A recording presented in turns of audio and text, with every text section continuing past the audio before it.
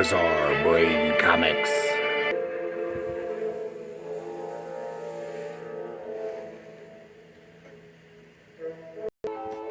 Hello, my comic book friends, and welcome to Bizarre Brain Comics. I am Gary, your host. And this is where I like to take a look at some older comics, talk a little bit about the characters and creators, and examine the stories and the art. This is part two of Dagar, the Invincible Tales of Sword and Sorcery from Gold Key Comics. Squarely Bronze Age sword and sorcery, thrills and chills. Ha ha ha ha. Last time I covered through issue 10, showed you the hardback book from Dark Horse Comics, which collected the first 9 issues, and I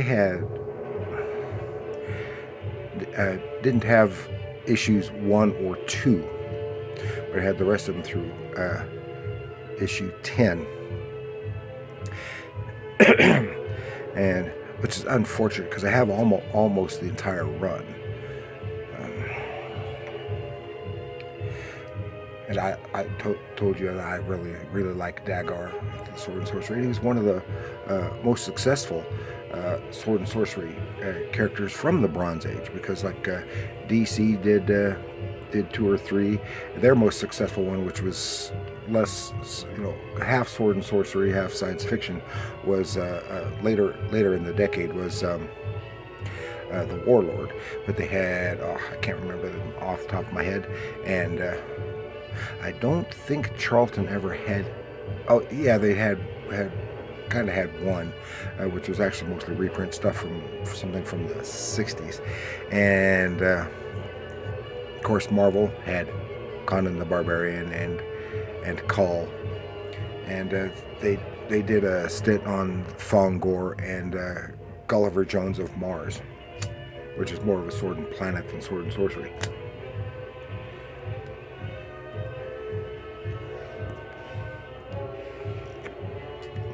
And of course, Atlas Comics had both Wolf and Ironjaw, and Ironjaw was the more successful of those.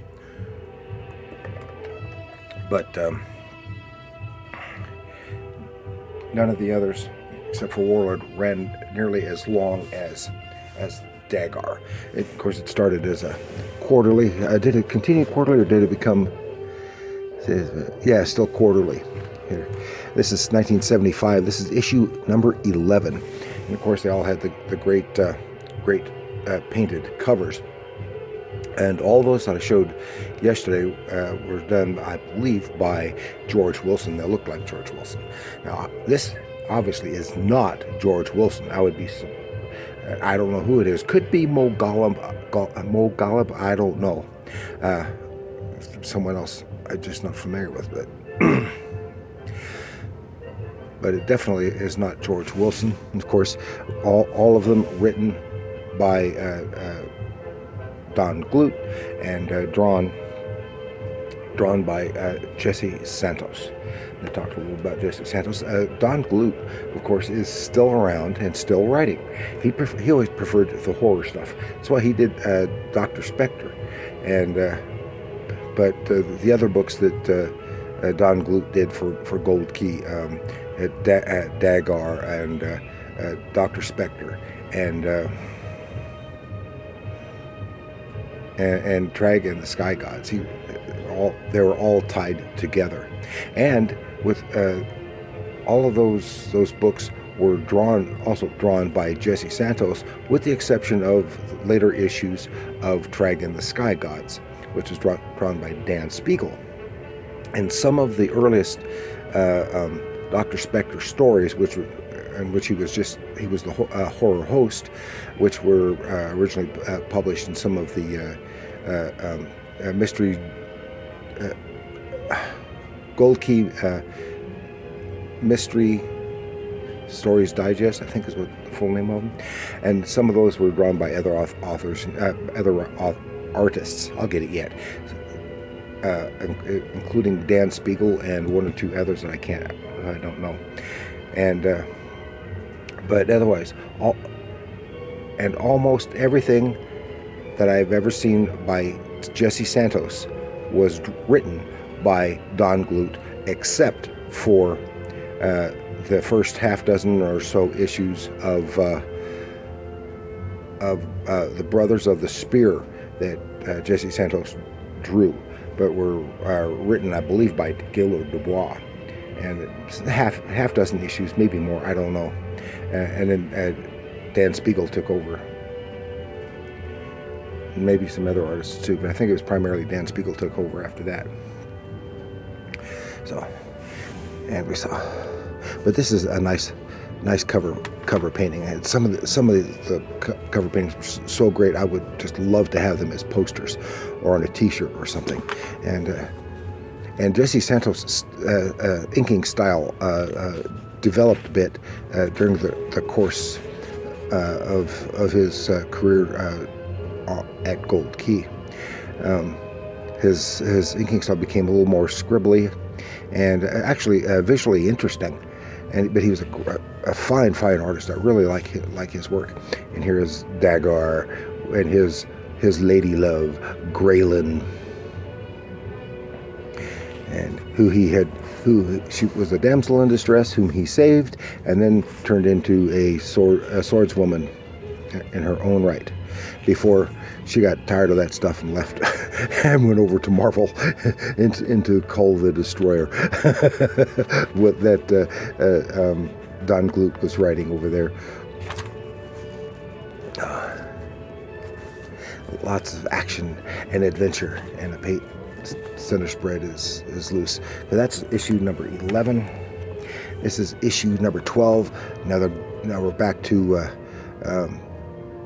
George Wilson cover painting. This is another great one. This looks like it could have been right from one of the Tarzan or Korok books that he did cover paintings for.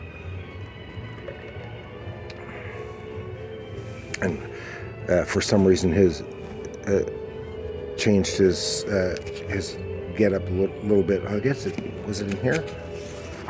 Was it in this one? Yeah, it was in this one. I think that he didn't have the strap. Oh, might have been a previous issue. Didn't had lost the strap over his shoulder, which I actually liked, but they got rid of it and made him look a little more like a blonde Conan here. And Forest of Fear. Oh yeah, and this is when he meets up with his old pal Duroc. Duroc was the first sword and sorcery character that Don Glut had created for Gold Key, and because his name was too close to Turok, son of Stone, that he got it, as I said last time, which is why Dagar, he created Dagar to take his place. And this is 12, right?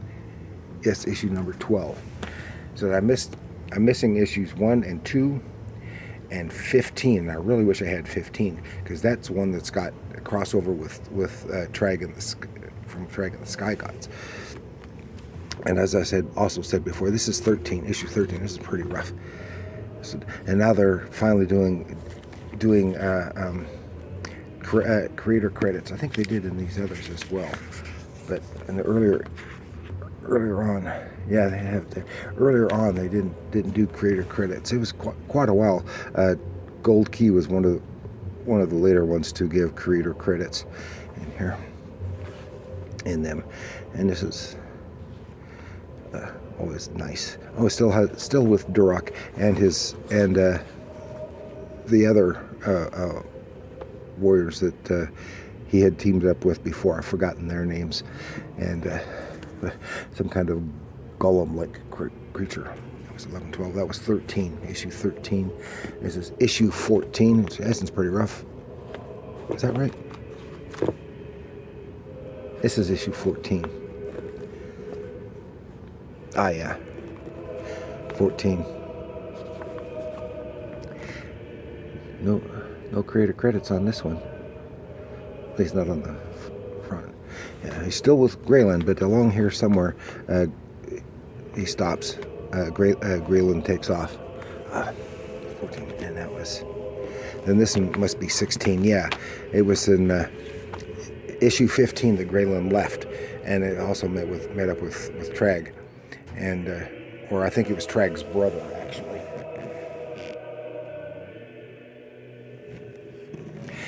Yeah, and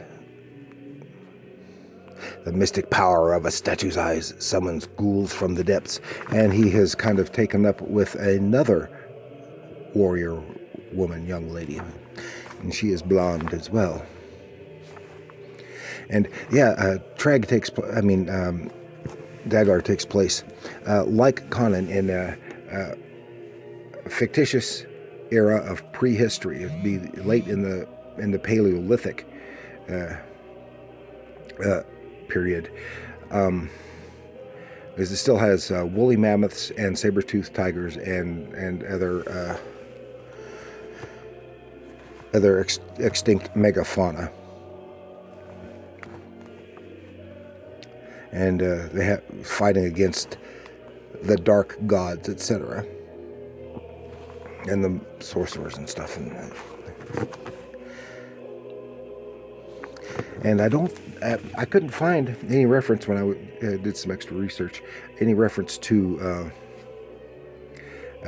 volume 2 of the collected Dagar, the Invincible. So apparently they just had the volume 1 with the first 9 issues, and this was a duplicate copy. And this one is issue 17. Issue 17, Beneath the Dark Fortress, a nightmarish conflict between mercenary and monster. And this is one that's got those 3 witches again. And he just did very lovely women. And very handsome, bold heroes. And he was also very good at the grotesqueries, which made him very good for doing the Don Glut stories. That was issue 17. Yeah, issue 17. Then here is the last issue of the original run, but technically this one should be, because this is number 18, which is a reprint of issue 1, including the cover, etc. Special issue, The Origin of Dagar. And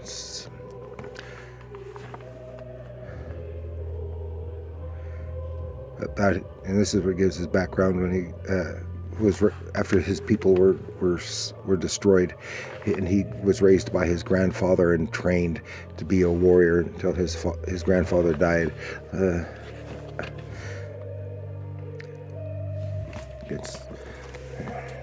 And then we have, and that one was, what year was that? 76. That was 1976. Then here is Gold Key Spotlight, Tales of Sword and Sorcery Dagger, Doom Flies on Scarlet Wings. And this one is from 1977, and it is Gold Key Spotlight number 6. And apparently this is the last original, oh look, it's even got Iron Man hostess ad in here, done by, looks like George Tuska.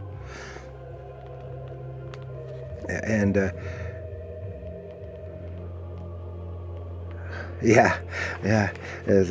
last new original story, Dagar story, done by Don Glut and Jesse Santos. And then I think it was 1982. There had issue 19, Dagar number issue 19, which was a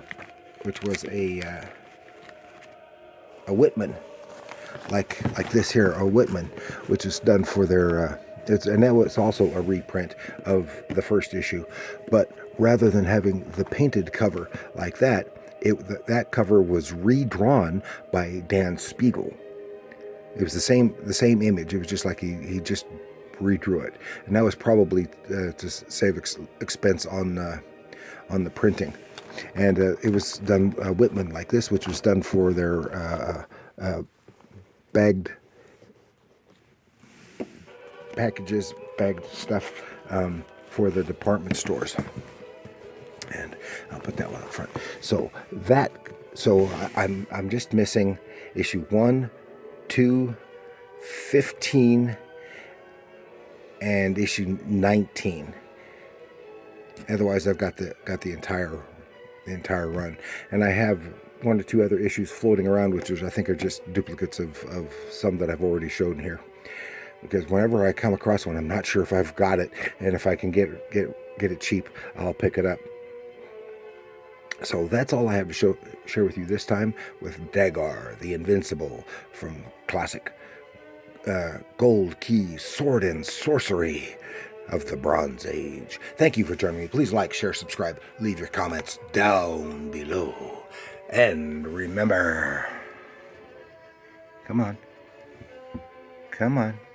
it doesn't want to focus. Comics are art.